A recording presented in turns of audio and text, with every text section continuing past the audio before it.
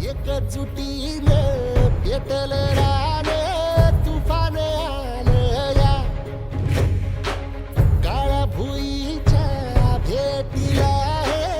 आभाळ आलं या भेगाळ माय मातीच्या ह्या डोळ्यात जागली या आस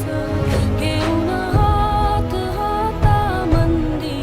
घेतला लेकरांनी ध्यास लई दिसा जसं तुम्ही कार्यक्रम केलाय ते आजपर्यंत कुणी केलेलं नाही.